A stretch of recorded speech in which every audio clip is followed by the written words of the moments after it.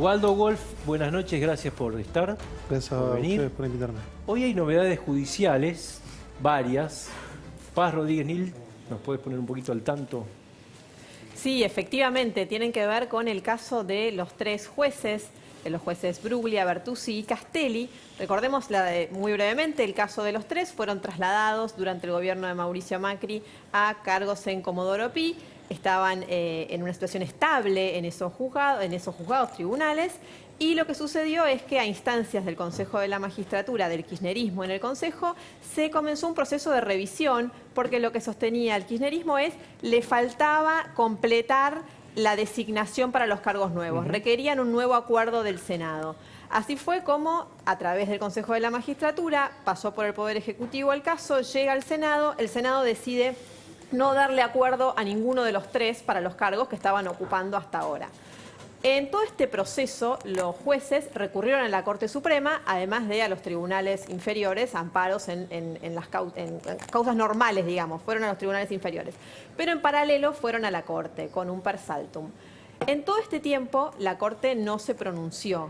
De hecho, rechazó algunos planteos de índole administrativo de los jueces y nada dijo todavía del per saltum.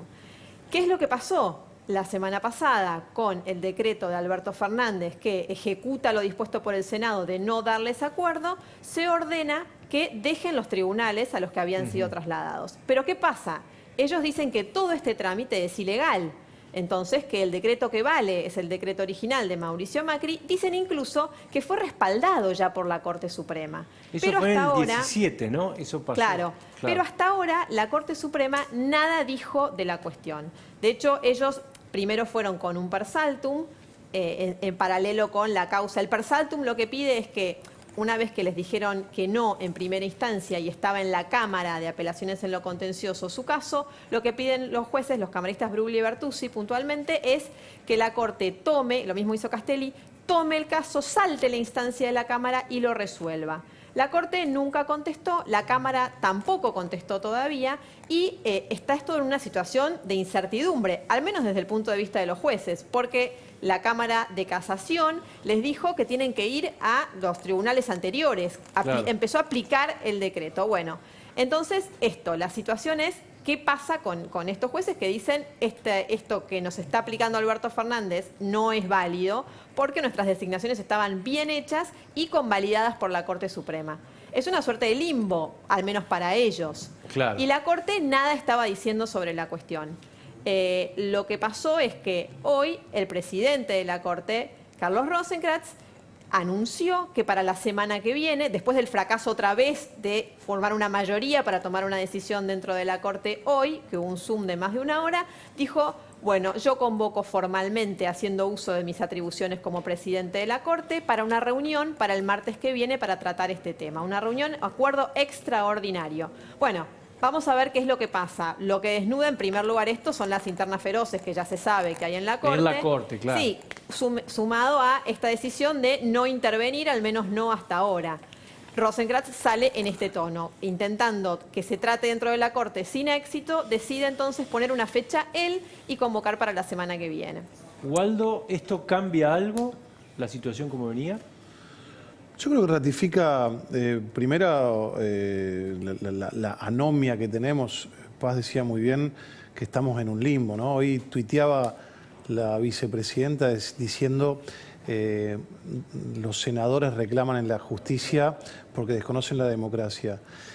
Y este tuit de la vicepresidenta, que bueno, yo tengo muy claro y creo que muchos, que hoy es la que maneja todo, la que tiene el caudal, la que le da órdenes al presidente, ella desconoce el sistema republicano, ¿no? Porque, digo, ¿qué hace alguien en la República, tanto sea un senador como un juez, si tiene una controversia con algún otro ciudadano, sea político o no? Digo, va a la justicia. No, digo, a nosotros nos tocó estar en el Congreso cuando nos tiraron piedras y trataron de vulnerar una sesión constituida. Lo vimos también, dijo lo mismo el presidente de la Nación cuando intervinieron Vicentino. O sea, ellos no entienden otra cuestión que la suma del poder público. Así que yo lo que creo es que lo que ratifica es una visión del poder ejecutivo con la suma del poder público. En la Argentina estamos viviendo varios limbos, ¿no? Porque más allá de que no hay independencia de poderes, vos fíjate, como siempre, el ejecutivo trabaja en el presente.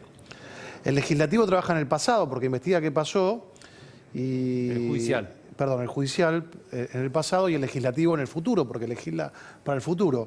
Bueno, hoy tenés todo mezclado. Tenés al Senado interviniendo sobre sus propias injerencias, porque están trabajando sobre jueces que investigan a la presidenta del Senado. Es similar a lo que pasó con Chicone. Uno creía que Chicone era, o yo creía que Chicone venía a ser el máximo ejemplo de la suma del poder público aplicada para la corrupción. Un Senado que expropia una empresa para esconder al dueño y quien presidía el Senado era el dueño. Hoy tenés un Senado que remueve jueces que investigan a quien preside el Senado. Ahora, Graciana Peñafort escribió el otro día en El Cohete a la Luna que en realidad, bueno, hay dos de ellos que ya pasaron la etapa supuestamente controvertida porque ya pasó la instrucción, ¿no? Digo, sin estar demasiado en el tema, pero... No leo El Cohete a la Luna, es uno de los placeres que no me brindo. Bueno, pero Tengo mucho respeto por Graciana, más allá que estamos en las antípodas, pero lo decía Paz recién, la Corte se enfrenta a un dilema político-jurídico, porque hay una acordada de la Corte de hace 2 años donde ratificó el traspaso de estos jueces al fuero, al juzgado donde estaban. Entonces, se estaría contradiciendo a sí misma y entraríamos en algo que ya ha pasado, sobre todo en países que están entrando, como el nuestro, lo dijo el expresidente Macri el otro día, a una republiquetización, ¿no? Porque tendría que, si falla a favor de la postura del Senado, hoy conducido con la suma del poder público por la vicepresidenta de la Nación, estaría contradiciendo una acordada propia que sienta jurisprudencia. Yo no soy jurista, ahí, ¿no? Pero...